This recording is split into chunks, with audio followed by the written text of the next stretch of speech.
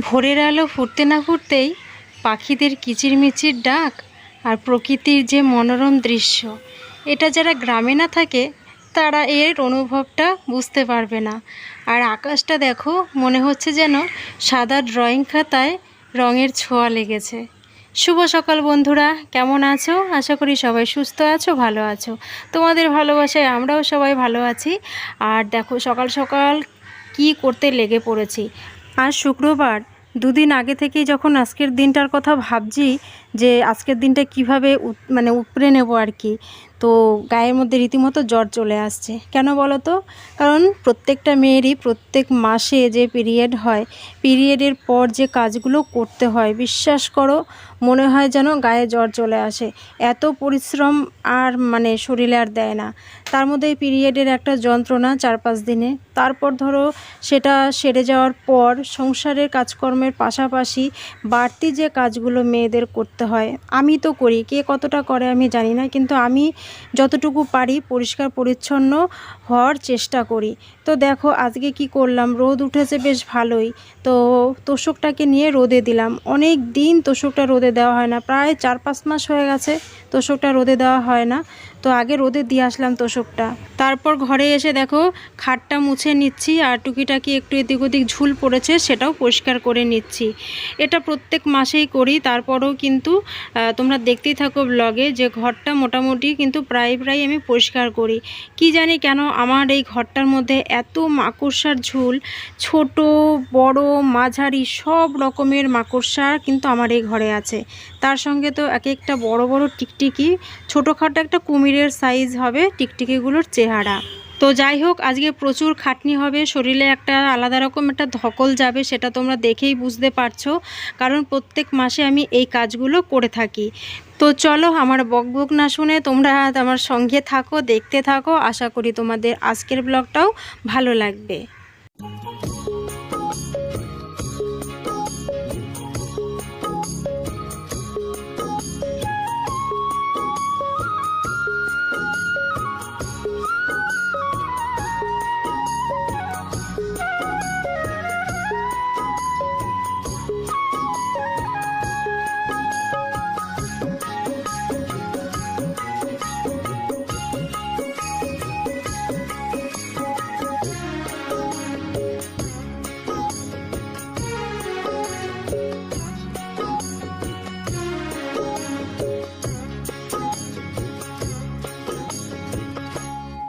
তো দেখো সমস্ত কাছাকাছি যেগুলো আছে সব বার করে নিয়ে আসলাম, কিন্তু আজকে সব কাচা সম্ভব নয়। তার কারণ হচ্ছে কি বলো তো, দুটো কাঁথা কাচবো।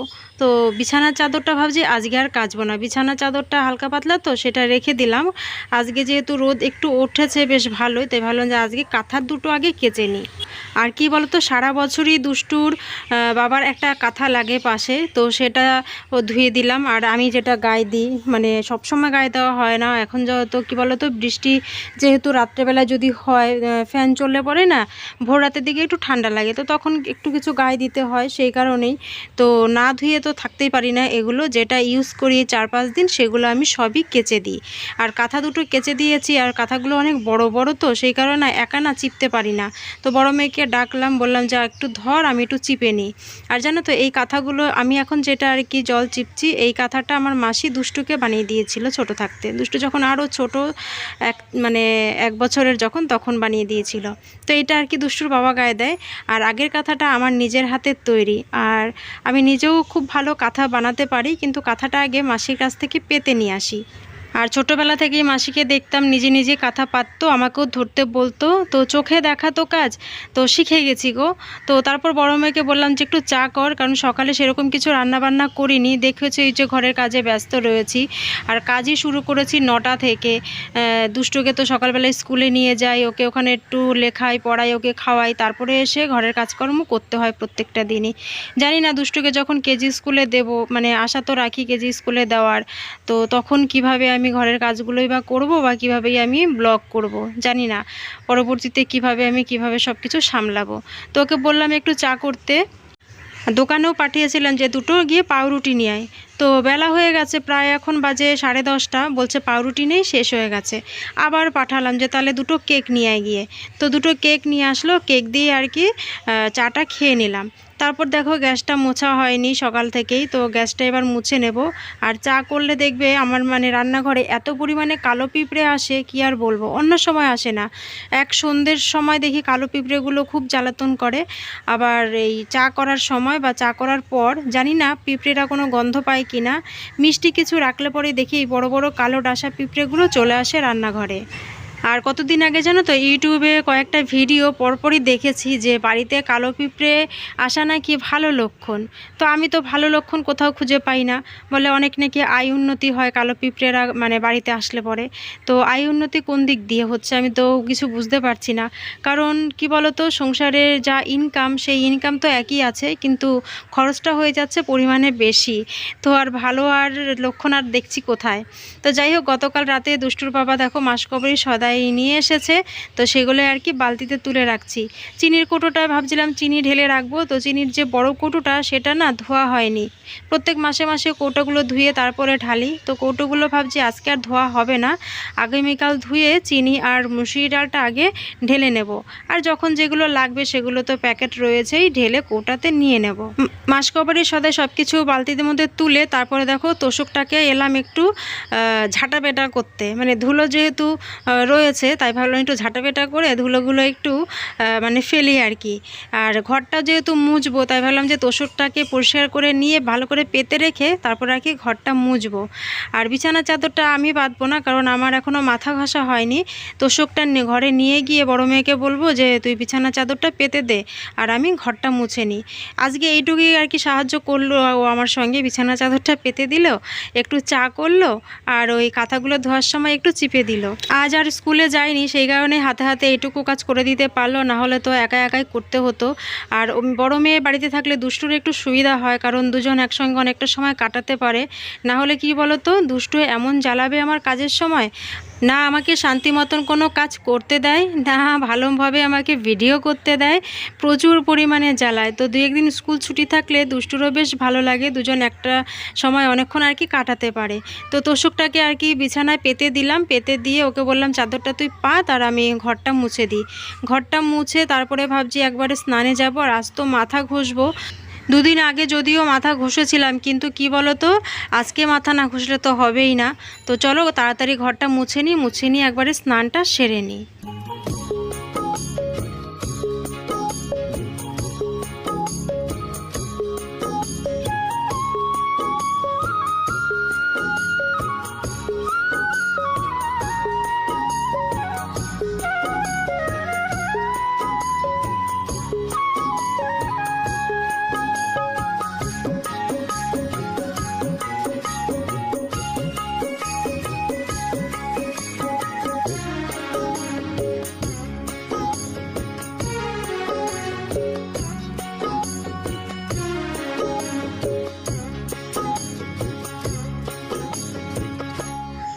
তো দেখো এদিকে আমি ঘরটা মুছে ভাবলাম যে স্নান করব।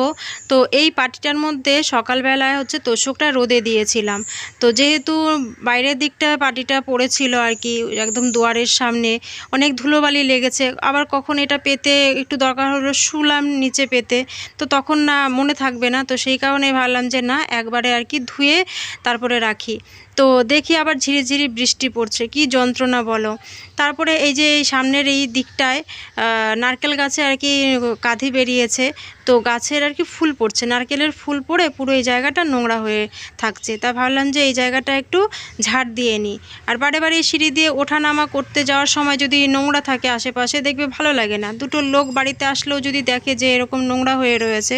এমনিতেই তো বর্ষাকাল, চারিদিকে জঙ্গল হয়ে রয়েছে, গাছপালা প্রচুর হয়েছে, জঙ্গল হয়ে একদম বাড়ি ভর্তি একাকার। তো সেই কারণেই ভাবলাম যে যতটা জায়গা পরিষ্কার আছে সেইটুকু জায়গা যদি পরিষ্কার পরিচ্ছন্ন রাখি সেটা তো দেখতেও ভালো লাগে, তাই না? তো তারপর দেখো বলেছি যে আজকে শ্যাম্পু করব, তো শ্যাম্পু করে নিচ্ছি। তার সঙ্গে আরও একটা জিনিস করি, সেটা হচ্ছে চিরুনি।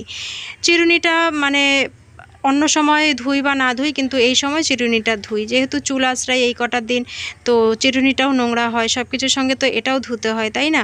তো চিরুনিটা ধোয়া হয়ে গেল। তো চলো মাথাটা ঘষে একবারে স্নান টান সেরে তারপরে আসছি। এখন আমার কিন্তু রান্না বাকি রয়েছে, জানি না কখন আজকে রান্না করতে পারবো। আর আজকে খুব রান্নার তোড়জোড় করবো না, তার কারণ হচ্ছে মানে দুষ্টুর আর বড় মেয়ের, ওদের দুই বোনেরই পাশের বাড়ি অন্নপ্রাশনের নেমন্তন্ন আছে। থুকু অন্নপ্রাশন না, এখন আবার হচ্ছে রাইস সেরেমনি।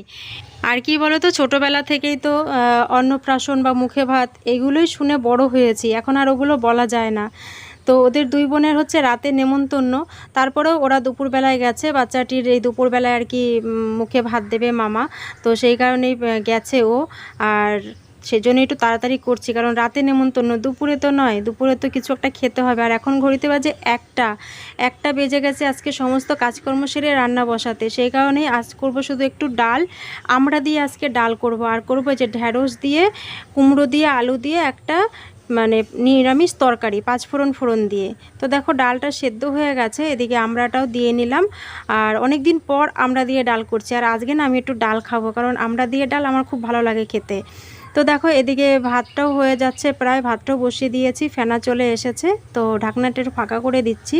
তো চলো তাড়াতাড়ি করে রান্নাবান্নাটা সেরে নিই, তারপরে আবার পরে আসছি তোমাদের সঙ্গে। তো এই পর্যন্ত যদি দেখে থাকো ভিডিওতে লাইক করোনি, অবশ্যই একটা লাইক করে দিও। আর আমার চ্যানেলে যদি কেউ নতুন হয়ে থাকো, তাহলে অবশ্যই কিন্তু আমার চ্যানেলটিকে সাবস্ক্রাইব করে দিও, কেমন? একদম কিন্তু ভুলে যেও না। হচ্ছে 2:30, রান্নাবান্না শেষ হয়ে গেছে। আর কি মানে অবস্থা, এমন জোর বৃষ্টি নেমেছে, দেখো সব কাঁথা মাথা এগুলো সব এনে এখানে এইভাবেই মেলে রাখলাম, কিছু ঘরে দড়িতে মেলে রাখলাম, কিছু ওই পাশের বারান্দায় মেলে রেখেছি। হট করে মেঘ করে বৃষ্টিটা এলো। আর দুষ্টু আর বড় মেয়ে গেছে হচ্ছে পূজার যে মেয়ের আজকে অন্নপ্রাশন, ডাকলো, হয়তো মুখে ভাত দেবে ওর মামা এখন, সেই কারণে ওখানে ডাকলো, দৌড়ে দুবোন চলে গেল। রান্নাবান্না করে রেখে বসে রয়েছি যে কখন আসবে ওদের খাওয়াবো। আর নেমন্তন্ন তো রাতের, তো এখন গিয়ে কতক্ষণ সে গেছে, আসছেই না, ডাকতে ওকে না কেমন লাগছে। এদিকে আমারও খিদে পেয়েছে, সকালে তো সেরকম দেখলে তো চা আর কেক, একটুখানি বিস্কুট ওই খেয়েছি, খিদেও পেয়ে গেছে, ওদেরও নিশ্চয়ই খিদে পেয়েছে। কি বলতো, বাচ্চারা আনন্দ পেলে না খিদে দিলে সব ভুলে যায়, এটাই হচ্ছে ব্যাপার। তো যাই হোক, ব্লগটার বেশি বড় করছি না, কারণ কি বলতো আজকে প্রচুর খাটনি হয়ে গেছে, শরীরটা মনে হয় দিচ্ছে না। আজকে কি করে যে ভিডিওটা এডিট করবো, 2:30 বাজে এখনও পর্যন্ত, আজকে যে পোস্ট করব সেই ভিডিওটা এখনও পর্যন্ত এডিট করা হয়নি। তো যাই হোক, চলো আজকের মতন ব্লগটা তাহলে এ পর্যন্তই। কেমন লাগলো সেটা কমেন্ট করে অবশ্যই জানিও। চলে এসছো, আসো, কি হয়েছে? তো যাই হোক, ব্লগটা কেমন লাগলো সেটা কমেন্ট করে মানে জানিও, ভালো লাগলে একটা লাইক করো, নতুন হয়ে থাকলে অবশ্যই চ্যানেলটিকে সাবস্ক্রাইব করে নিও। তো চলো আজকের মতন তাহলে এ পর্যন্তই, সবাই ভালো থেকো, সুস্থ থেকো।